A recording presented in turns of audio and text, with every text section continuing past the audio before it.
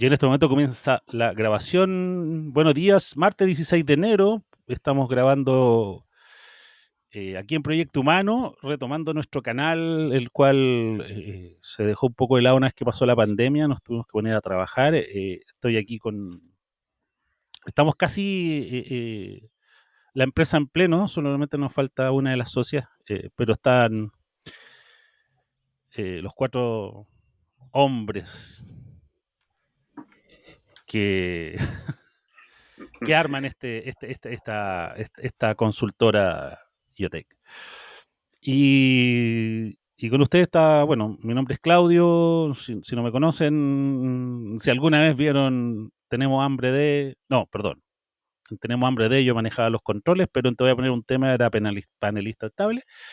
Y luego de haber hecho algunos cursos de Community Manager, se decidió o decidí de manera dictatorial, había que retomar la vida en el canal de YouTube, así que estamos partiendo y hemos partido con un podcast que ni siquiera sé cómo se va a llamar, pero ahí va a salir el nombre, en el cual vamos a empezar a analizar lecturas, libros, y partimos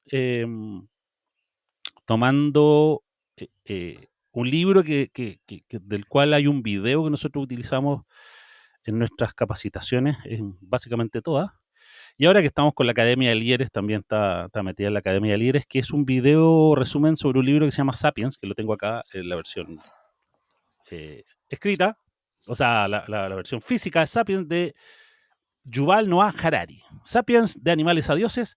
Obviamente es un libro muy grande, así que no, en este capítulo no vamos a profundizar en todo el libro, sino que hemos decidido, también dictatorialmente decidí que fueran los dos primeros capítulos. Pero para partir, y antes y ya que se refrescó la garganta Manuel, y José Luis también.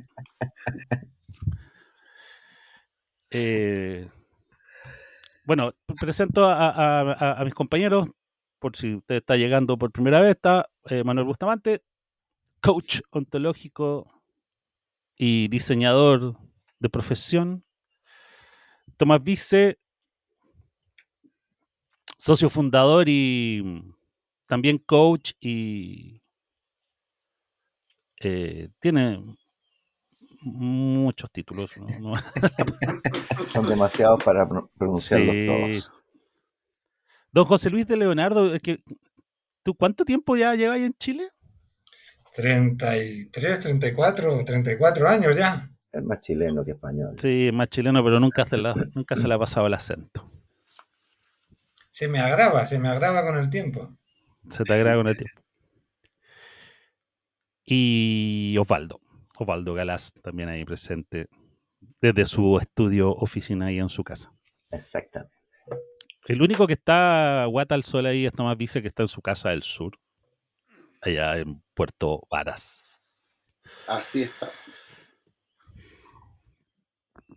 Oigan, ya, para que vayamos conversando, pues yo les propuse, les dije ya, leamos Sapiens. Y de los dos primeros capítulos que les pedí, ¿no es cierto? Los capítulos tienen nombre, si usted no ha leído el libro y le interesa buscarlo, tienen nombre. Y estamos en la primera parte el libro, está dividido en 4 partes. Y nosotros estamos leyendo la primera parte y vamos a hablar de los dos primeros capítulos de la primera parte, que es la revolución cognitiva, ¿no es cierto? Donde tenemos el capítulo 1, un animal sin importancia, y el segundo que se llama el árbol del saber. A ver, José Luis, abre los fuegos. Bueno, hay varias cosas que a mí me llaman la atención. Por ejemplo, de entrada, ubicándose en la historia humana, en realidad, claro, para nosotros historia implica historia humana. Y este hombre, Yuval Harari, nos habla de que la historia humana comienza hace 70.000 años aproximadamente con la revolución cognitiva, lo cual es muy interesante. Ahora, en mi caso, lo que extraño es el impacto que tiene, además de la revolución cognitiva, antes de la propia revolución cognitiva, que es cuando el ser humano empieza a desarrollar un lenguaje, a desarrollar la imaginación, a construir historias, a construir cultura. Pero antes de eso, el ser humano ya genera una serie de avances muy poderosos. Hay otra, y que no están tan consignados en el libro respecto de... Es como que en el libro habla de las cosas que van pasando allá afuera, pero no habla de la fenomenología interna que se va produciendo desde esos primeros homínidos.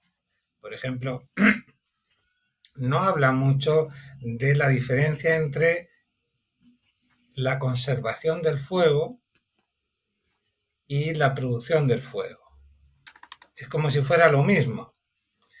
No habla de, por ejemplo, hace aproximadamente 1,5 millones de años que hay los primeros rastros del uso del fuego por los seres humanos. Y lo que eso implica, la implicación de eso es enorme. Todos los animales huyen del fuego, pero el fuego es peligroso, quema, mata, devora, es como un dios inmisericorde que te aplasta. Entonces todos los animales tienden a huir del fuego, es por mero instinto de conservación. Y hace aproximadamente, cada vez los descubrimientos llevan el tiempo un poquito más atrás, pero aproximadamente 1,5 millones de años atrás, con esos primeros homínidos, un homínido mal equipado se acerca a ese fuego rebelándose contra su instinto que le decía, le gritaba, aléjate, aléjate, aléjate, aléjate. O sea, sálvate. Sálvate. Algo pasa ahí, algo extraordinario, que hace algo, qué intuición, qué chispazo apareció dentro de ese ser humano para acercarse al peligro y tratar de manipular esa enorme y peligrosa fuerza, que yo me imagino todavía no se puede hablar de dioses, pero seguramente para ellos debía ser algo profundamente reverente y peligroso. Eso no está consignado en el libro y lo extraño. Luego ya fíjate, hace 1,5 millones de años, 1,5 millones de años, y recién se habla de que de conservación del fuego, es decir, si se te apagaba el fuego, la tribu se podía perder. Ese acercarse al fuego lo que trajo además en términos de dejar de estar oscuras, esas conciencias en penumbra de ese homínido protohumano, por primera vez se siente protegido. Las noches están iluminadas. El fuego le permite alejar a las fieras más peligrosas.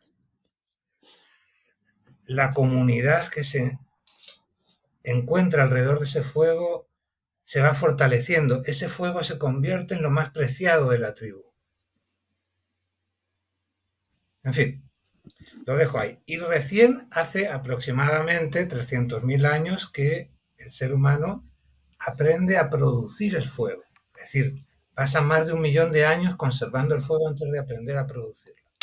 Bueno, ahí tiro eso para que los compañeros vayan. Ahora, sí, pero a ver, yo más que entrar a hablar como de historia, a mí me gustaría que pudiéramos quizás ir abordando el libro con las cosas que nos pasaron al leerlo, porque efectivamente él no de alguna manera se salta al tema, lo enuncia nomás, lo enuncia como que aquí lo estoy viendo, que claro, que no, dice que es un paso importante a la cumbre de la domesticación, que fue la domesticación del fuego, que de alguna manera permitió la cocción.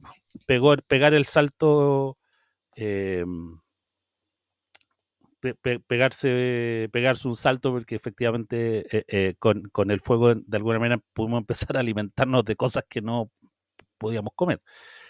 Pero, A digerirlas mejor. claro, Y a o sea, ocupar menos energía en la digestión. A ocupar menos energía en la digestión, que permitía que efectivamente se desplazara energía al desarrollo de otro órgano, en este caso el cerebro. Porque éramos un animal sin importancia. No teníamos ninguna influencia en el medio en esos momentos. Y más tiempo No más que libre. un elefante, no más que un tigre. ¿Mm? Tener una digestión más rápida que teníamos más tiempo libre. Hace 2,5 millones de años, uno que según lo que plantea el Harari, el ser humano estaba reunido en tribus, los niños jugaban, eh, como que la gente tenía vida, pero no tenía influencia directa en el medio. Era un animal más. Yo creo que esa es una conclusión ahora, súper con importante. relación a lo que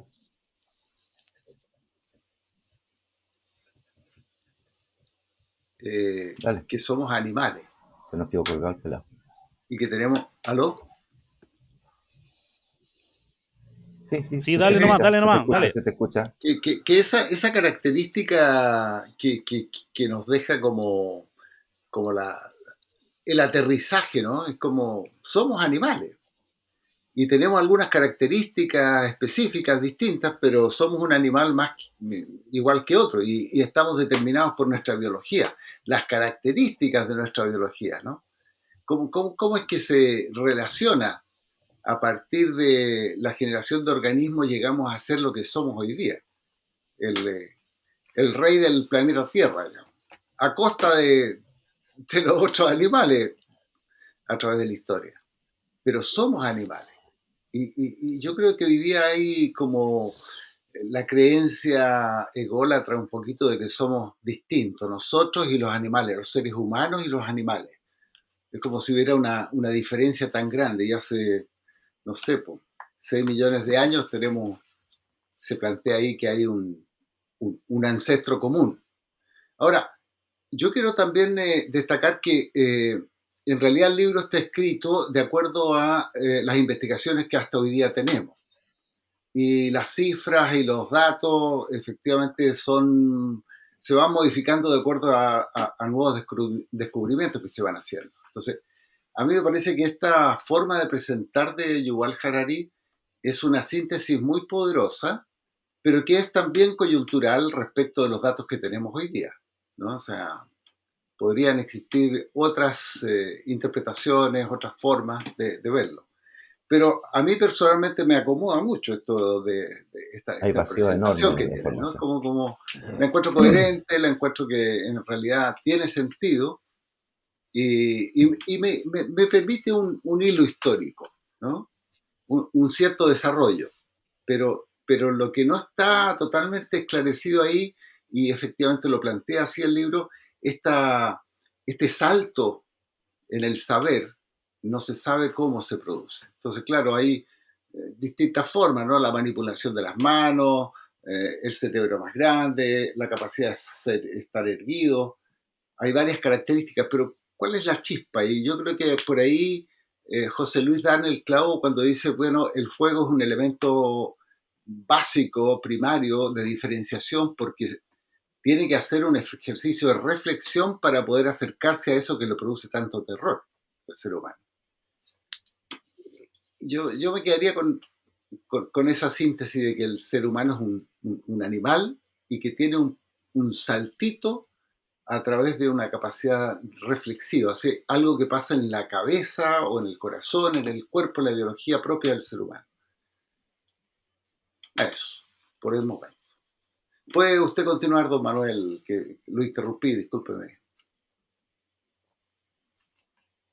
No. Yo iba a aportar nomás, es que en relación a la pregunta que hacía el Claudio de qué nos había pasado en este proceso de ir leyendo. Claro, coincido con el José como en términos de aquellas cosas que siento que faltan, como ese elemento importante en relación al fuego.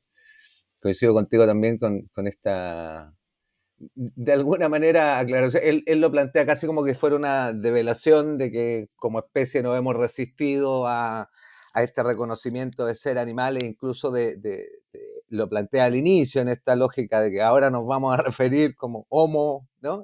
Como que somos parte, tenemos esos primos hermanos y que lo hemos negado históricamente porque por esta diferenciación como si fuéramos una cosa especial.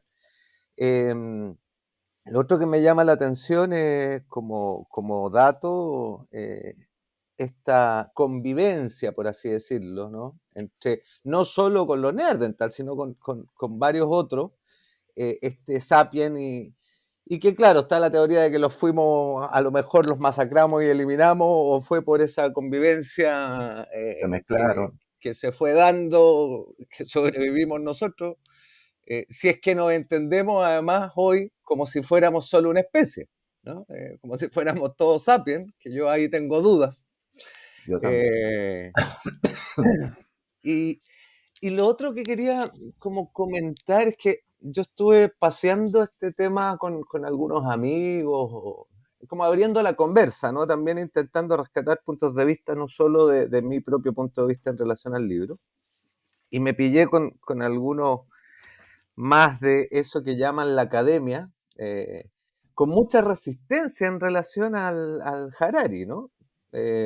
Como una suerte de degradación por haber convertido en bestseller, ¿no? La historia con este punto de vista y que es muy curioso, por lo menos a mí me pasó, porque sentí que es como el mismo choque que nosotros no hemos vivido con eso que se denomina o autodenomina la academia, que esta insistencia en hacerlo difícil, cuando se puede hacer fácil, ¿no?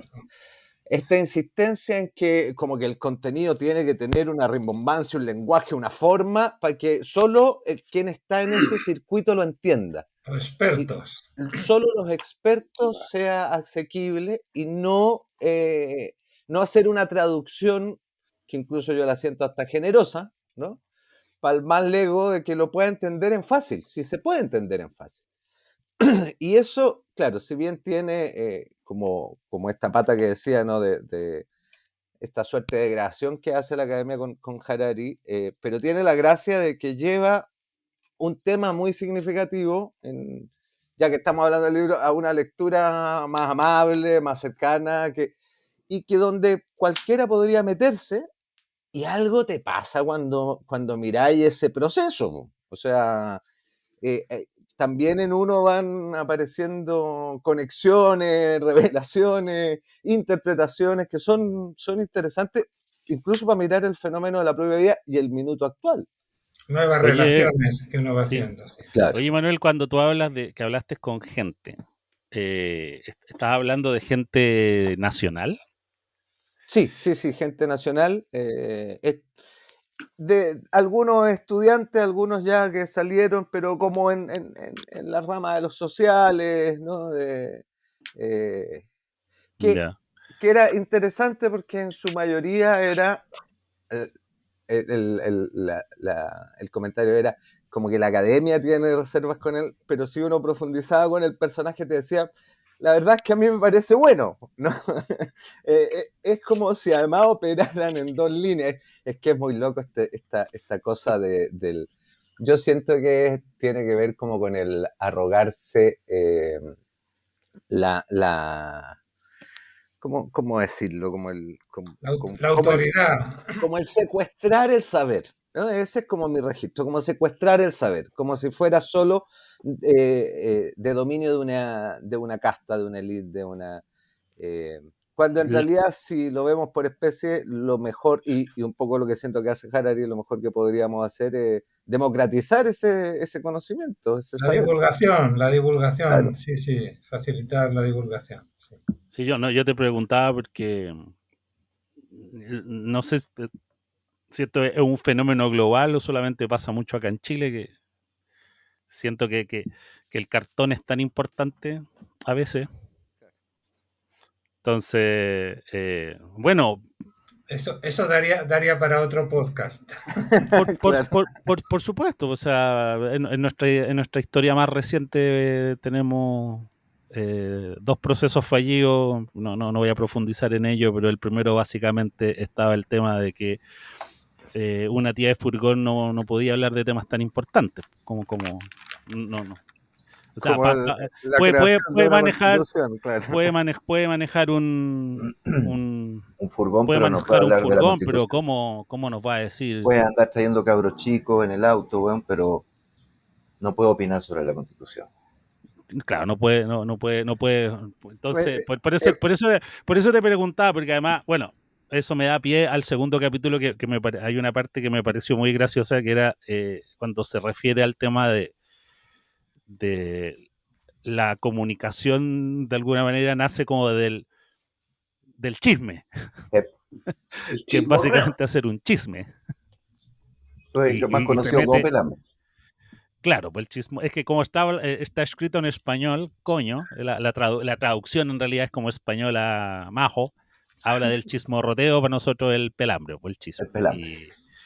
Y que me da risa cuando decía, usted cree tomando un poco lo que dice el Manuel, no lo dice de esa forma, pero usted cree que la academia en sus ratos libres están hablando de física cuántica, no, están hablando que a la amiga cachó que el marido se la está cagando, como que El no habla de rector que cosas anda con esta, la Juanita que claro, anda con este, con el de astrofísica, con el de...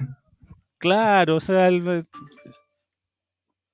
y lo segundo, perdón, y lo segundo que me parecía muy interesante era el tema de la creación del mito, Del mito. el inventar historias para de alguna manera poder eh, Tomar acuerdos. tomar acuerdos, claro. Para poder que, coordinarse. y solo iba a comentar en relación al tema de la comunicación, que es muy interesante porque etimológicamente la palabra comunicación eh, básicamente lo que plantea es poner a la luz, ¿no? Su etimología en común y acción, que es la división que tiene la palabra, es poner a la luz, o sea, que todos vean lo mismo. Obtener Y la realidad. desde ahí, claro, el chisme entra en el poner a la luz, en el que todos veamos lo mismo. Esa es la etimología de la palabra, que se ha vaciado a lo mejor también un poco de contenido eh, de su origen, pero claro, tiene sentido. Cuando yo estaba estudiando comunicación audiovisual, el primer año nos mostraron un corto que era de hecho, era parte de la tesis de uno de los egresados. Y era un cortometraje absolutamente cancelable hoy en día. O sea, hoy en día esa weá es pa' funa masiva. Porque era una historia real sobre un tipo que iba en la micro, vio una chica que tenía un culo monumental y después de mucho pensarle, le corrió mano. Esa es la historia. ¿Ya? Le agarró el poto. Eso es. Vio a una mina, le gustó, le agarró el poto. Pero el cortometraje, y por eso estoy hablando, porque va un poco como con el tema de la comunicación y lo que habla en el segundo capítulo, está contado por 4 personas distintas, de las cuales uno de ellos es el que efectivamente eh, la historia es de él, de uno de los 4. Pero cada uno cuenta la historia de manera distinta. Al estilo Rashomon de Kurosawa. Exactamente, al estilo Rashomon de Kurosawa. Cada uno cuenta la historia de alguna manera. Y lo interesante, digamos, del corto, más allá de lo censurable que puede haber sido la acción, era que claro, como casi un experimento social, a los otros 3 que eran actores le habían contado la historia y le dijeron, bueno, tú imagínatela como la contarías. Y pues entonces cada uno la contó de su manera. Y entonces me hacía mucho sentido con esto que sale, que ya es el capítulo 2, ¿no es cierto?, donde habla este tema de los mitos y la forma de comunicar y cómo inventar esta historia eh, y este marco de ficción, digamos. Oye, ya que estamos en esto de comentar libros, esa estructura la tiene un libro muy bueno que es de un amigo nuestro, de Juan Chambó, que se llama El León de los Otros. Y que es muy interesante porque son varios personajes que cuentan sobre León. que es un personaje que muere, ¿no? Y cada uno tiene su mirada de león. Entonces aparecen muchos león, ¿no? En el relato. Es muy interesante porque además, bueno, está muy bien escrito, pero además te pone en esa lógica de que este observador que somos, que en definitiva hacemos interpretación de ese mundo, y O sea, no tenemos la no capacidad tenemos, o la no posibilidad de ver tenemos la verdad. capacidad solamente para inventar historias de acuerdo común, sino que inventarnos historias personales a cada rato. Claro. Es que, Sí. O ¿sabes sea, que todo es un cuento en sí, concreto. el segundo capítulo me gustó mucho más. Y de hecho lo encontré más dinámico. El primero como que en algún momento como que me costó leer, me costó terminarlo, lo encontré un poco cabezón, así como que... Pero el segundo cuando se mete en eso fue como... oh, que los monos pueden llamar un león. Te dicen un león, ¿cachai? Pero el Sapiens podía dar... No, mira, en el río que está allá y dar la descripción. Y ya podemos inferir que en esa descripción uno podría meter un león así, weón, gigante, weón. Así los dientes. Oye, El mono viene un león nomás. Que los demás arranquen. Aunque los monos mienten. otra cosa que me llamó la atención del primer capítulo fue la caracterización de estos otros hermanos, por así decirlo. Porque incluso esta producción que se hace con inteligencia artificial de la imagen de un niño neandertal, que comenta que al parecer ya hay datos de que era, porque uno se imagina a esos otros hermanos como la típica caricatura del hombre de las cavernas, ¿no? Esa cosa media simia, ¿no? Y claro, no sé, creo que para la especie no debe haber habido tanta diferencia, quizás con menos información también. No sé si había el reconocimiento como de operar, si de verdad era otra. O sea, yo si me cruzo con un negro de la NBA, yo no me identifico de la misma especie, por decirlo de alguna manera, ¿no? No se te escucha, Osvaldo. O con alguno de los gorilas estos que juegan, ¿cómo se llama? El fútbol, no el americano, el otro, el rugby, ¿no? Sobre todo estos equipos europeos que uno les ve aquí las cejas, bueno, les sobresalen casi unas viseras, más o menos como representan a los neandertal. Claro, Son enormes, claro. los neandertal, de acuerdo a esto, eran grandes, eran musculosos, tenían un gran aguante al frío, ¿no? Se habían adaptado a estos climas de Europa. Así que seguramente deben ser mezclas, pues ¿de qué otra cosa van a O hacer? sea, Pues, algunos estudios plantean que hay un porcentaje, ha ido bajito, pero hay, variando, pero que hay un pero hay. porcentaje de neandertal en todos nosotros, Y así Menos, también de la otra especie menos en los africanos. menos en ¿Ah? los africanos, claro. Claro, de los africanos casi nada. Pero se habla de hasta un 3% de Neandertal que está en nosotros. Sí. Sí, ahora, volviendo al tema de a mí, sobre la pregunta que hacía Claudio, de lo más impactante para mí fue darnos cuenta de que efectivamente ese tema de contarnos historias, de crear mitos, de crear leyendas, porque vivimos ya no solo en una realidad objetal como los animales, eh, sino en una realidad que se superpone, que es imaginativa y que esa visión, esas historias, esos relatos que vamos construyendo del mundo, de nosotros, de los demás, de esa cosmogonía que nos rodea, es una construcción. Y esa construcción es la que nos une. Esa es la que nos permite colaborar a miles, a millones de personas en una misma dirección. O nos desune también. O nos desune. Pero básicamente es lo que hace la diferencia brutal con cualquier otra especie. Aún, por ejemplo, ahí comenta, ¿no? De que los chimpancés se pueden agrupar en bandas, en grupitos de hasta 50 y estirándola mucho Quiero que la cagada. chicle hasta 80 ya, muchísimo, pero ya a partir de ahí ya es un mare magnum de Es un todos contra caos. todos, un caos Cumpleaños de total. mono. Cumpleaños de Justamente. mono, eso es. Es un Y caos total. entonces, esas historias que para nosotros son tan obvias, ¿no? O sea, para nosotros son la realidad misma, que son las que le dan sentido al mundo. Bueno, a veces en los estadios uno ve algo parecido a esto que tú estás comentando, digamos. Bueno, Claro, ve algo muy parecido a lo que tú estás comentando, un caos total, cuando se desbandan, ¿no?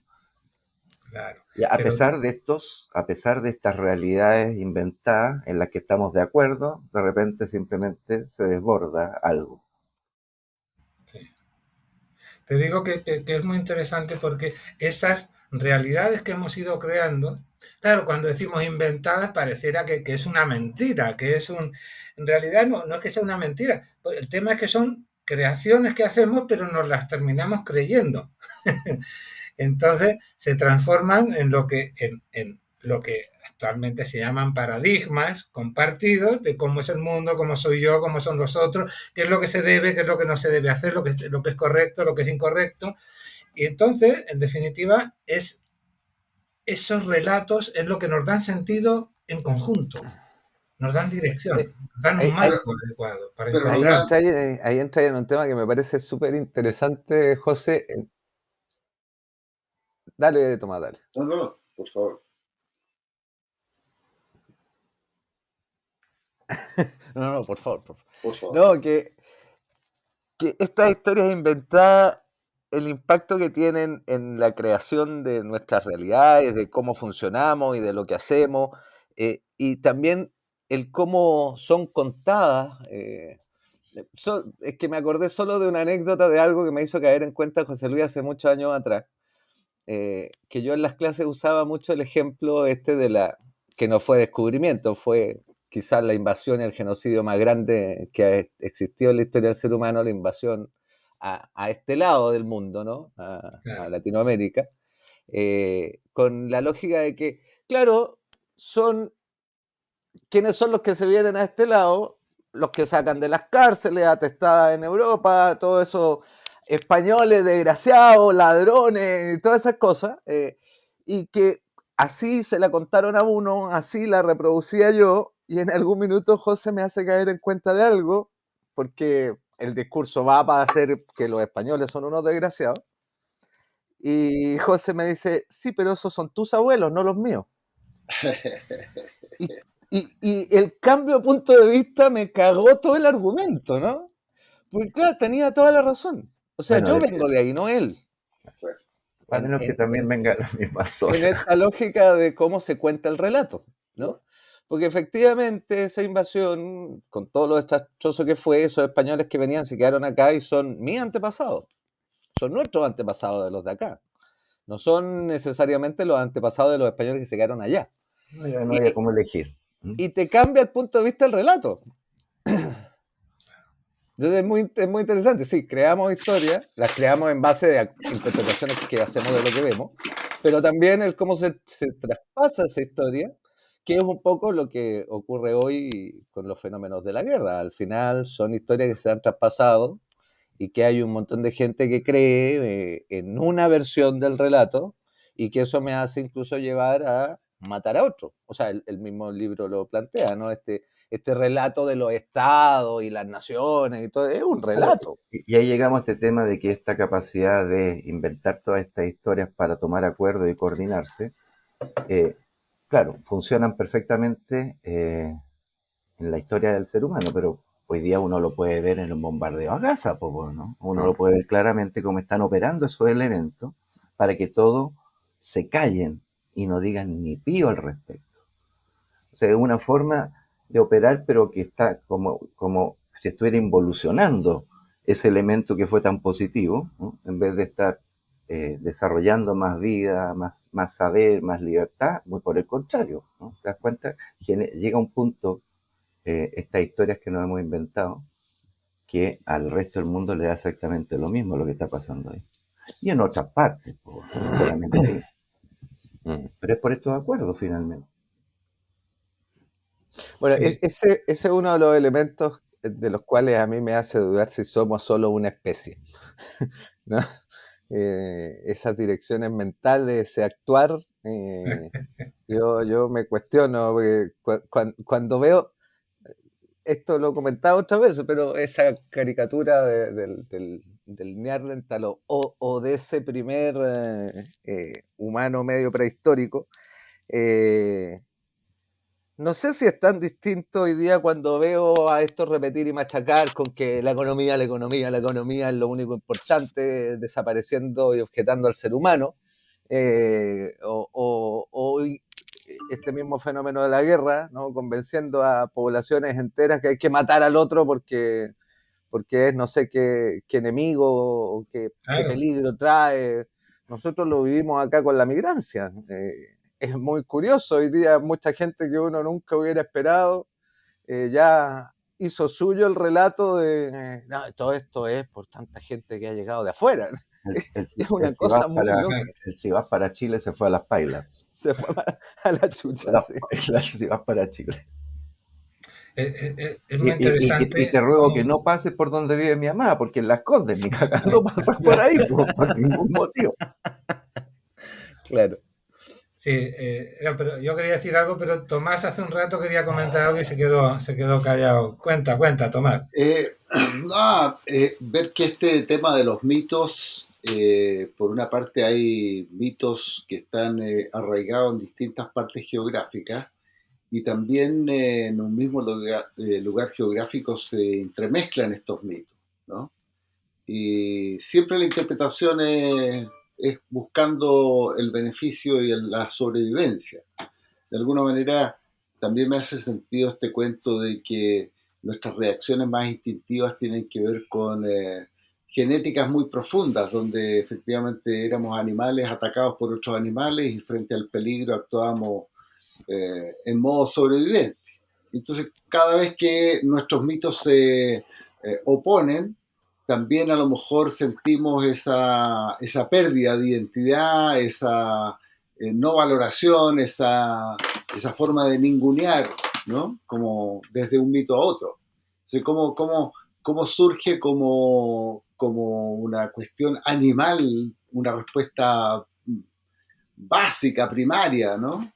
De sobrevivencia que tiene que ver con un poquito de violencia para poder sobrevivir, ¿no? O sea, me van a comer y por lo tanto yo tengo que comerme al otro primero. Y eso no solamente, no en el aspecto físico, pero sí en el aspecto de las relaciones a veces, ¿no? Como cómo vemos la competencia, por ejemplo, dentro de las organizaciones. Cómo a veces los egos, la propia seguridad, los propios temores hacen que respondamos de formas agresivas al medio. Y eso produce una cadena que no tiene mucho fin, a menos que podamos hacer esto que hicieron los antiguos, ¿no? Frente al fuego, que es poder reflexionar, es decir, poder volver sobre la acción a ver si es que efectivamente podemos mejorarla.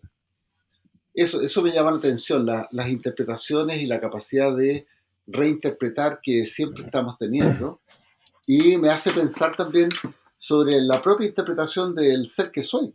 Mira, o sea, si es que esto es interpretativo, bueno, ¿cuál es el mito que tengo respecto de mí mismo? ¿Cuál es el mito que tengo respecto de la humanidad? ¿Cuál es el mito que tengo respecto de mi medio más inmediato? Y cómo es que a partir de ese mito, de esa creencia, que si la hago fuerte y es positiva y se me abre el futuro, a lo mejor puedo contagiar también en mi medio más inmediato. Y si me hace centrarme en los valores más profundos. ¿Cuál será el fuego para nuestra especie? Para este momento. ¿Cuál será el fuego? Claro, por el minuto. A lo mejor es la inteligencia artificial. Ese es el gran tema. ¿Cuál será el fuego? Sí, el tema, ¿cuál es el nuevo relato? El nuevo relato que necesitamos construir. Porque hasta acá, como veníamos conversando, Manuel comentaba, por ejemplo, claro, entonces, ya, esto de ser chileno, o de ser español, o de ser argentino, o de ser venezolano, o colombiano, o ganés, o etíope, ¿Te pega o todas no te esas, pega, por ejemplo? claro, claro. Entonces, No, para nada, pero cuando juega Chile ya es otra cosa, disculpa. pero ¿cómo que Al ser mismo tiempo. chileno es un invento? ¿Cómo que ser español es un invento? Pero si tenemos miles de años de historia. Pero usted que está hablando de que somos un invento, que esto es un relato, que es una historia Es una inventada. falta de ¿Pero de qué está respeto usted lo que usted dice. hablando? Claro, claro. Y empieza ahí Miles de años de esa historia, cosa. Entonces, frente a los millones de miles años de años de historia.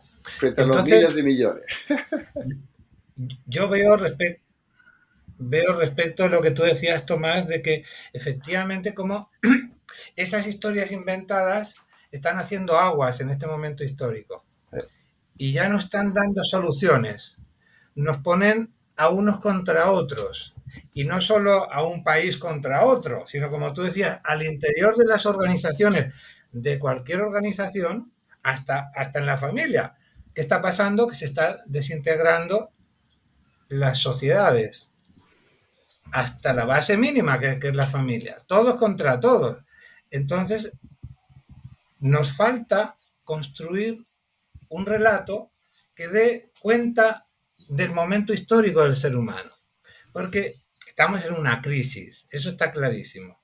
El tema es que siempre cuando se habla de una crisis, como lo que decía Manuel, siempre es un tema económico, es un problema económico, es lo que está en el centro, la cosa económica. Y no es una crisis económica, porque en términos económicos el mundo está mejor que nunca. La cantidad de avances de tecnología que está a disposición de la gran mayoría de las personas, o sea, cuantitativamente hablando, el ser humano vive mucho mejor en conjunto de lo que se vivía, es cosa de decir. Acá en Chile, por ejemplo, a principios del siglo XX, las estadísticas te decían 3 de cada 5 niños se morían antes de cumplir los 2 años, ¿no? Los 2 primeros años. Por decir, qué brutalidad, dice uno. El nivel de pobreza, de precariedad. Entonces, lo que estamos diciendo es que se han ido desgastando, es decir, que la crisis en realidad es una crisis de sentido. Nos falta un relato que nos incluya a todos, que nos permita darnos ese salto como especie humana. Entonces estamos en un momento muy crítico, como buena crisis, donde el relato que nos nutría, nos sostenía y nos daba sentido antes, ya no nos nutre. El del pasado ya no nos alimenta, ya no nos da claridad, ya no nos dice para dónde ir, lo que está bien y lo que está mal. Y está todo enredado, todo confundido. Y el nuevo mito, el nuevo relato, la nueva historia, todavía no llega. Entonces estamos en un momento bisagra, como entre dos tiempos, ¿no? Lo de atrás no, ya no me sostiene y lo de adelante tampoco porque no llega. Y es un momento jodido, por un lado, porque estamos todos con un nivel de angustia, de no saber qué hacer, no saber para dónde va la micro, qué debería hacer, qué no hacer. Pero por otro lado, ese vaciamiento de las creencias permite que aparezca la nueva creencia. Es la época del alma desilusionada. Claro, como decía Ortega y Gasset, es la época del alma desilusionada, donde producto de ese tremendo desasosiego, de ese sufrimiento que experimentamos, esas soledades angustiadas, soledades rodeados de millones de personas que son las peores, porque si estoy solo en el campo, bueno, es lo que yo elegí. Entonces te empiezas a encontrar con, desde ese sufrimiento que empiezan las búsquedas. Y cada uno empieza a buscar. Yo creo que ahí da en un clavo, José, como en esto de los relatos que se instalan. Yo siento que de alguna manera se nos ha ido instalando el relato del sálvate solo. Claro. Y que es muy nocivo para una especie, sobre todo como la nuestra, que el libro lo describe también muy bien en relación a por esta evolución o transformación que hemos ido teniendo. Somos quizás la única especie en este planeta que requiere 24/7 atención al minuto de nacer, porque si no, nos morimos. Y por muchos años. Claro, por muchos años. Y que igual, aun cuando se constata el hecho de la necesidad que tenemos de otro por ser seres gregarios, se nos instala el sálvate solo. Y entonces uno escucha esos relatos, ¿no? Que la gente te dice, no, yo todo lo que tengo lo construí solo, ¿no? O nadie puso un techo y un plato de comida para que te desarrollara. Llegaste por obra y magia a tener lo que tienes, a hacer lo que eres. Yo inventé el lenguaje, inventé la economía, Claro, inventé las artes, yo la resolví ciencia, todo. la tecnología, yo he construido mi casa, yo he construido el celular que uso, la ropa que llevo, la comida Tal que... cual. Entonces, ese relato es bien nocivo para la especie, ¿no? Y se me... A mí me gusta, tengo ahí una dicotomía entre que me gustan y no me gustan tanto los memes, pero el otro día una frasecita que leí por ahí que me hizo mucho sentido, esto que algo así como que el gran problema no era la pobreza en el planeta, sino era la avaricia sin límites de algunos, ¿no? Eh, claro, en realidad, como lo que tú decías, ¿no? Estamos quizás en uno de los mejores minutos de la especie, porque el tema no es que falte, el tema es que unos muy pocos acaparan. Está mal repartido. Está mal pelado el chancho. Y entonces eso también hace a responder a un relato, porque es que yo tengo que acumular, salvarme yo y para mí, ¿no? Es como... Pero que es parte del relato que hemos inventado, pues, en concreto eso. Sí, Sí, es parte del relato. Si lo más importante en este relato es el dinero, que en eso parece que hay coincidencia absoluta en la especie, me da la impresión. No sé, yo no me siento ajeno al valor del dinero, para nada. No, Para nada, ¿no? O sea, soberbio y locura sería decir que uno no está ahí, digamos. Claro. Pero lo que pasa es que hay algunos que están dispuestos a hacer lo que sea necesario para lograrlo, ¿te das cuenta? Porque tanta fuerza tiene el mito que te lleva a hacer cosas que probablemente si tú lo pensaras un poco mejor, lo reflexionaras, te darías cuenta que no es lo que tú esperarías para ti, ¿te das cuenta? Pero lo hace igual, porque en realidad pesa tanto la fuerza que tiene esta creencia. Y otra me imagino yo que debe ser el tema de la creencia asociada a la finitud de la vida, que yo creo que es clave. Porque, ¿cuál será el fuego nuestro? ¿El dejar de temerle a la muerte como el hombre le temía al fuego? ¿Será esa? Pero para eso se requiere otro relato, como dice José Luis. Sí, Otra historia.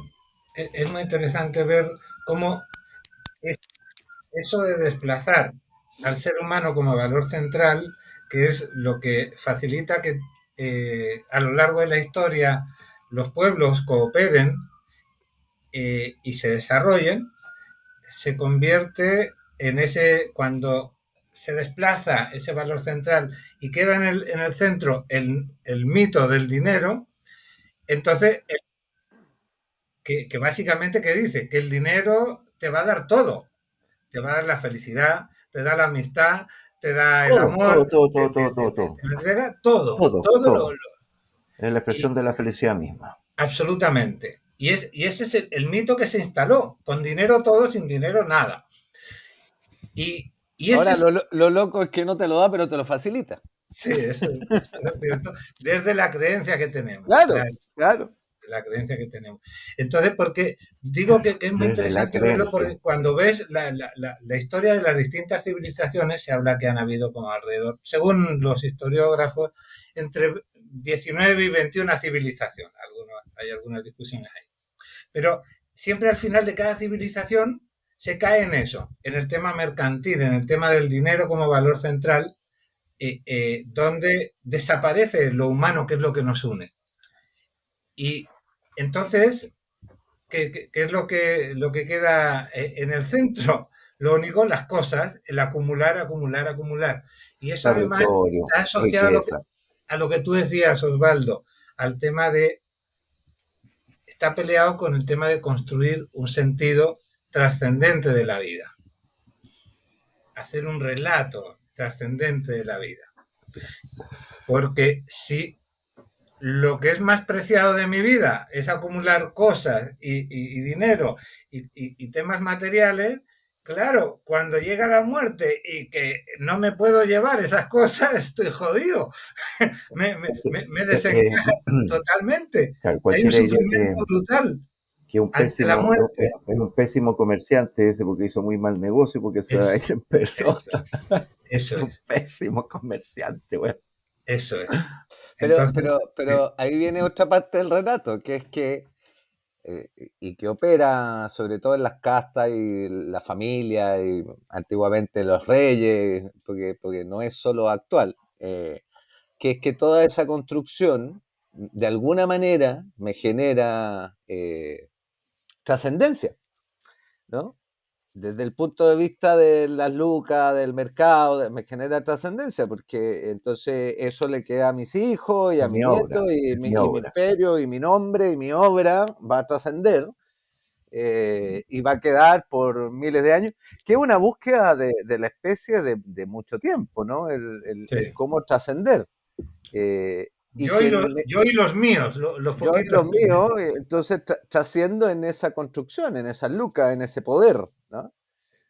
Y se dan fenómenos tan nocivos como la familia Edward en nuestro país. En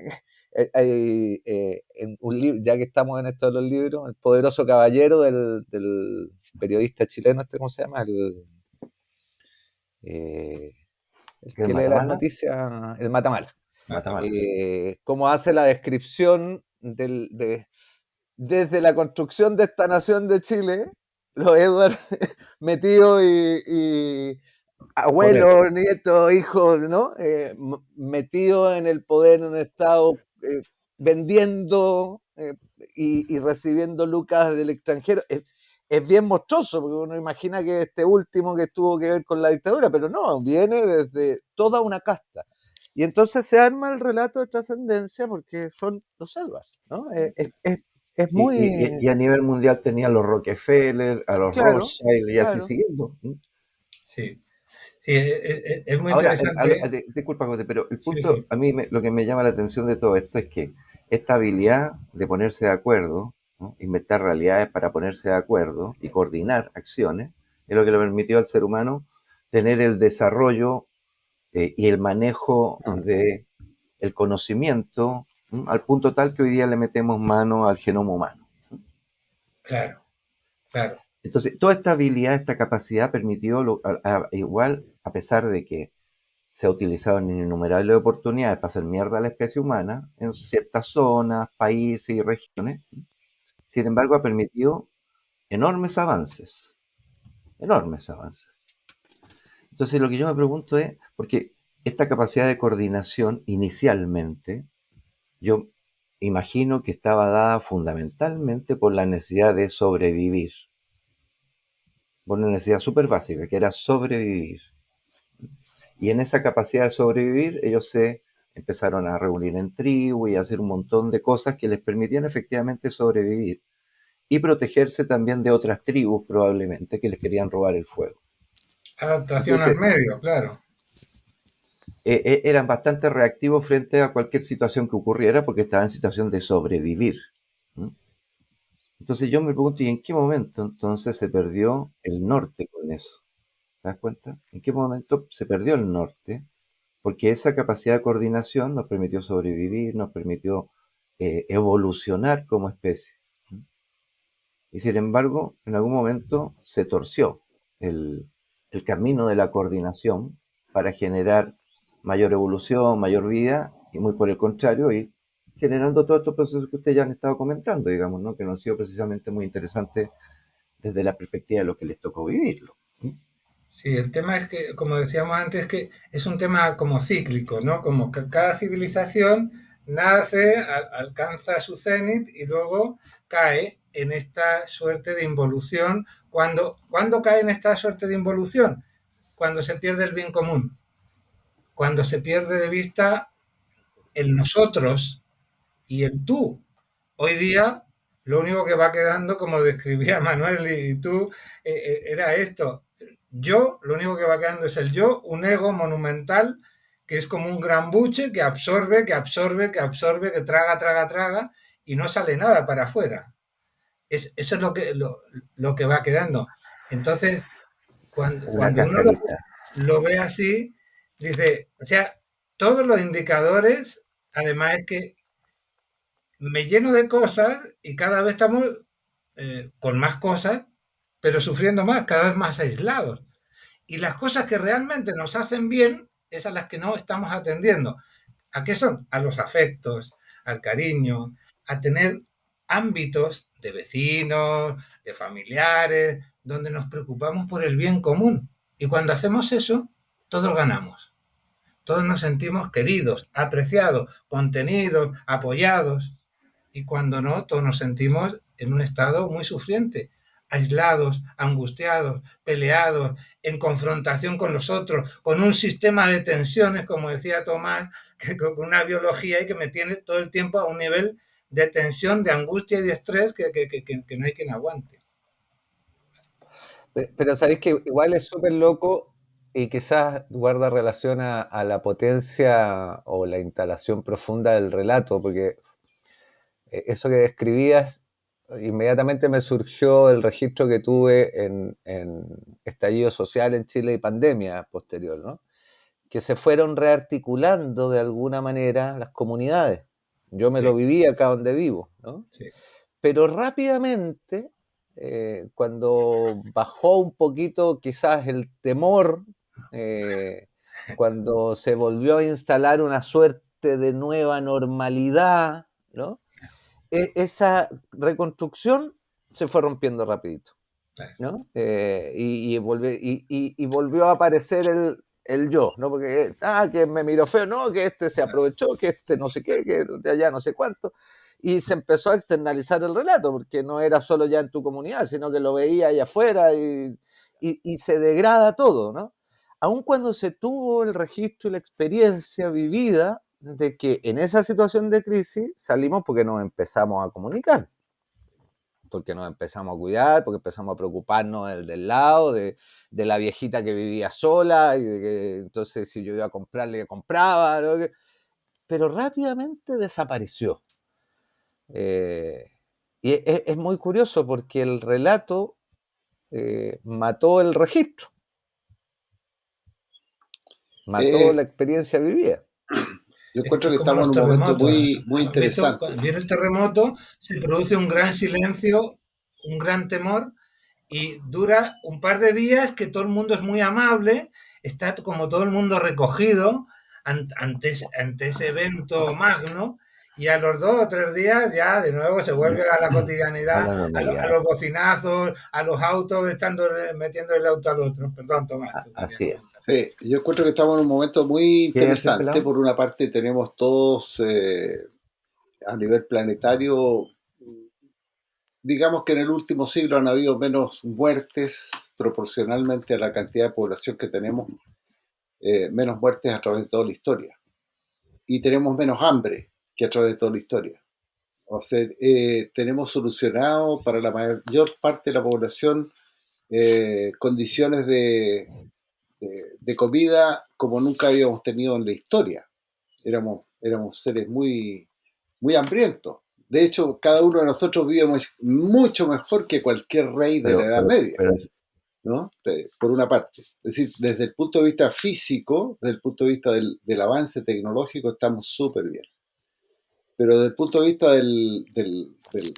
de la generación de un mito común, estamos necesitados, de alguna manera, ¿no? Como, ¿cuál es el mito que nos une? Y ahí la otredad, y ahí el nosotros, efectivamente, creo que es un mito que nos hace falta para poder pasar a otra historia. De tal manera que la suerte de cada uno de nosotros sea tan importante para mí como cualquiera, ¿no? Ahí estamos. Yo creo que estamos en un momento súper interesante y que depende de la dirección de los acontecimientos, para dónde vamos, cómo hacemos. Desgraciadamente estamos en manos de unos poderosos que piensan más en sí mismos que en el resto, y vamos a ver si logramos generar una suerte de mito común que nos permita salir de este embrollo. Eso. Con esa reflexión de Tomás vamos a cerrar el primer capítulo. Ya llegamos a la hora de programa y Pasó volando. siendo... Ay, está tan buena la conga. Sí, pero como dije, esto hay que mantener sí. guarde todo lo que tenga ahí, tome nota para que Eso era desvíen en el los próximo... primeros 2 capítulos, ¿no? Para que desvíen el próximo capítulo, sería en unos 15 días más. Así que agradecemos a la gente que nos pudo haber escuchado y será en un próximo episodio. Si le gustó, le gusta. Si no le gustó, bueno, dele no le gusta. Claro. Deje sus comentarios, síganos en redes sociales y será hasta una próxima oportunidad. Que estén muy bien. Adiós. Adiós. Ahí se Adiós. ve. Chao, que estén bien. Un placer. Nos vemos en la siguiente.